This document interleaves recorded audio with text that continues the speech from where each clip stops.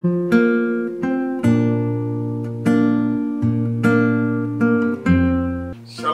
selamat subuh, selamat pagi. Setiap pagi kita ketemu dalam acara Wisdom in the Morning, yaitu Amsal 15, terambil dari Amsal 15 ayat 11. Saya bacakan buat kita. Demikian firman Tuhan. Dunia orang mati dan kebinasaan terbuka di hadapan Tuhan, lebih-lebih hati anak manusia. Bapak Saudara yang diberkati Tuhan, sebelum kita membahas lebih jauh, kita berdoa. Terima kasih Tuhan untuk waktu yang boleh Engkau berikan buat kami untuk mendengarkan, bahkan membahas, menggali, dan biarlah remanya, biarlah firman-Mu ini boleh masuk dalam hati kami dan menjadi pelaku firman-Mu. Dalam nama Tuhan Yesus Kristus kami berucapkan syukur, amin. Bapak Saudara yang diberkati Tuhan, ada dua perkataan yang saya boleh tangkap buat bagikan kepada Bapak Saudara, yaitu dunia orang mati dan kebinasaan yang terbuka. Dunia orang mati dan kebinasaan yang terbuka. Yang kedua adalah lebih-lebih hati anak-anak manusia. Jadi tulisan Amsal ini memperingatkan kita bahwa dunia dan kebinasaan ada di hadapan kita, di hadapan Tuhan, dan hati kita itu lemah. Bahkan dikatakan roh penurut daging lemah. Dalam Markus 14 ayat 38 dikatakan, berjaga-jagalah, berdoalah supaya kamu tidak jatuh. Kuasa Tuhan mengatakan, firman Tuhan mengatakan bahwa kuasa kebinasaan, maut ada di depan kita. Sesungguhnya Tuhan yang memiliki hidup kita. Tapi kalau kita jauh daripada jangkauan, jauh daripada firman, jauh daripada kehidupan yang ditetapkan Tuhan, ini yang diperingatkan buat kita. Maka mari, jangan anggap remeh, jangan tidak memberikan hati kita kepada Tuhan. Itu Amsal peringatkan kepada kita, dan saya yakin firman ini akan menjadikan kita lebih lagi serius, sungguh-sungguh dengan Tuhan. Bapak Ibu Saudara yang diberkati Tuhan, tentang kebinasaan, tentang kematian ini, sebenarnya sudah Tuhan pertontonkan, sudah Tuhan sampaikan.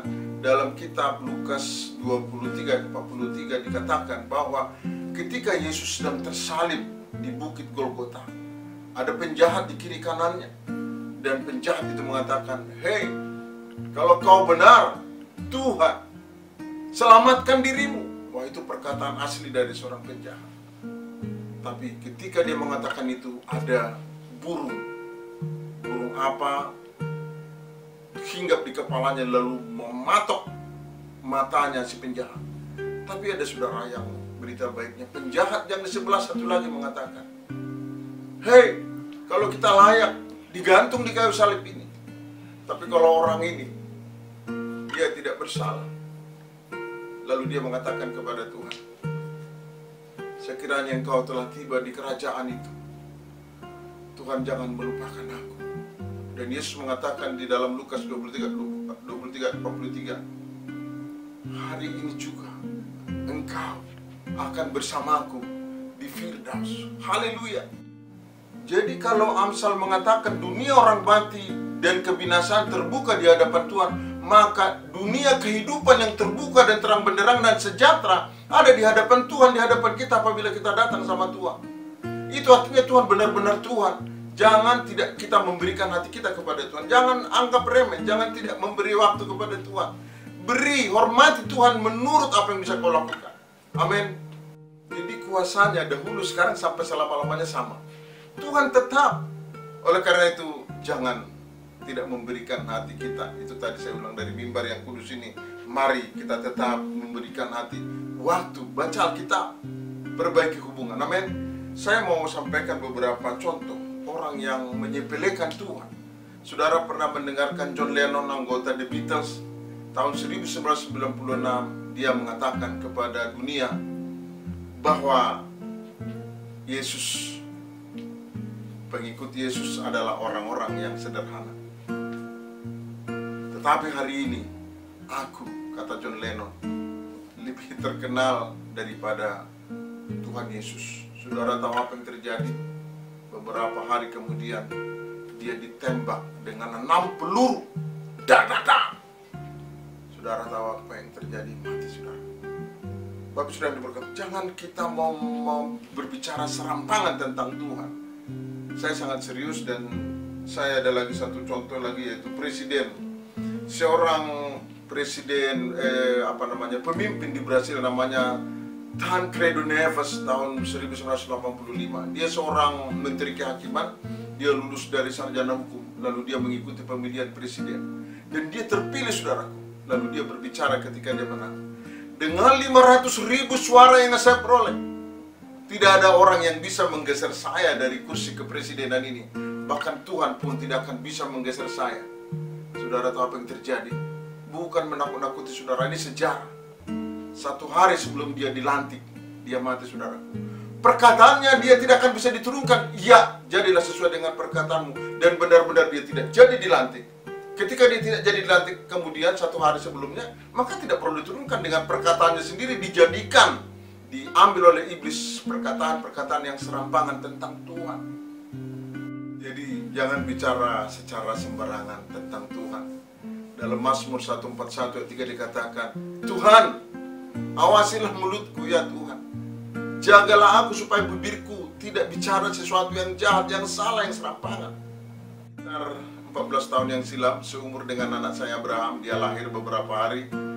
Lalu ibu gembala pergi melayani seperti biasa. Dia naik bus, tapi sebelum dia keluar, pas dia keluar dari pintu gerbang, dia mendengar semacam suara di hatinya yang mengatakan, berdoa dulu, badai, ayo berdoa badai. Suara itu sangat jelas di pendengarannya. Lalu dia bertanya di dalam hatinya, Tuhan, gak pernah badai di Jakarta, tapi karena Tuhan yang mengingatkan saya berdoa. Lalu dia berdoa di depan rumah. Tuhan, tolak, patahkan badai yang sekiranya menimpa anak, keturunan, harta benda kami dalam nama Tuhan Yesus Kristus. Amin. Lalu dia pergi melayani. Lalu ketika dia pulang sore hari lewat tol, dulu naik Wisata jurusan Pulau Gadung Lebak Bulus, dia di atas jalan tol itu berjam-jam. Lalu dia tanya ke sebelah kirinya ketika dia terbangun, ada apa ya mas, kenapa macet begini? Ada badai melanda Jakarta. Saudara tahu, di samping rumah saya itu ada pohon-pohon besar, tumbang saudara, tumbangnya ke timur. Kalau dia ke barat selesai saudara, saya tidak tahu apa yang terjadi. Perkataan, doa, kepekaan kita tentang Tuhan, tentang firman Tuhan, dan tentang dunia kebinasaan dan lain-lain dipelihara oleh Tuhan atas hidup orang-orang percaya. Mari pulihkan hubungan kita dengan Tuhan. Itu ajakan saya dari mimbar Tuhan ini. Perbaiki hubungan dengan suami, istri kita, anak-anak kita. Ini saat yang baik di tengah-tengah pandemi. Jangan takut. Kami membantu melayani Bapak Ibu Saudara. Kami persiapkan ini subuh-subuh, malam, siang, hari. Dan ini penuh hikmat berkat dari Tuhan untuk Bapak Ibu Saudara. Setiap hari jam 5 subuh kami datang ke ruang dengar saudara di YouTube untuk memberkati, menyediakan firman Tuhan yang fresh. Lalu setiap minggu juga ada khotbah. Setiap Senin, Selasa, Rabu, sore hari jam 5 kita juga menyediakan namanya renungan senja. Bahkan ada lagi acara yang akan datang namanya Inside Not Outside. Itu akan memberkati kita. Oleh karena itu nikmati. Silakan Bapak Ibu Saudara share, bantu kita untuk share, lalu juga komen, lalu bila berkenan subscribe, karena itu akan membuat otomatis semua yang kita berikan boleh ada di handphone atau di komputer saudara. Amin. Bapak Saudara diberkati Tuhan. Amsal ini telah memberkati Bapak Ibu Saudara dan saya. Amin. Dikatakan tadi dalam judul yang kita pilih adalah jangan tidak memberi hati kepada Tuhan. Lalu Tuhan mengatakan Tuhan akan membebaskan kita dari kematian, tapi Tuhan akan memberikan kita anugerah, kemenangan demi kemenangan. Lalu kata Tuhan, firman Tuhan mengatakan, mari pelihara lidah ucapan kita. Kemudian Tuhan mengatakan, hari ini juga ketika kita datang mohon ampun, ketika kita berbalik dari keadaan kita, Tuhan mengatakan, aku menolong, menyediakan, dan memberikan firdaus, surga buat kita. Dan apapun keadaan kita, mari tetap baca Alkitab, perbaiki hubungan dengan anak-anak, seluruh keluarga kita. Tuhan memberkati.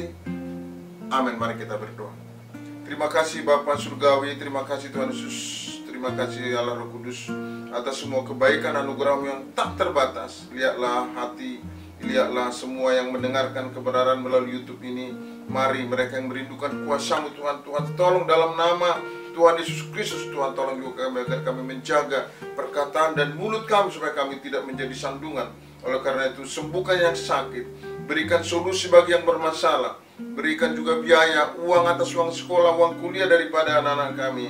Terpujilah Engkau Tuhan, segala kemuliaan hormat hanya bagi-Mu, di dalam nama Tuhan Yesus Kristus. Haleluya. Amin. Selamat pagi. Tuhan Yesus memberkati. Like, share, and subscribe. Haleluya. Amin.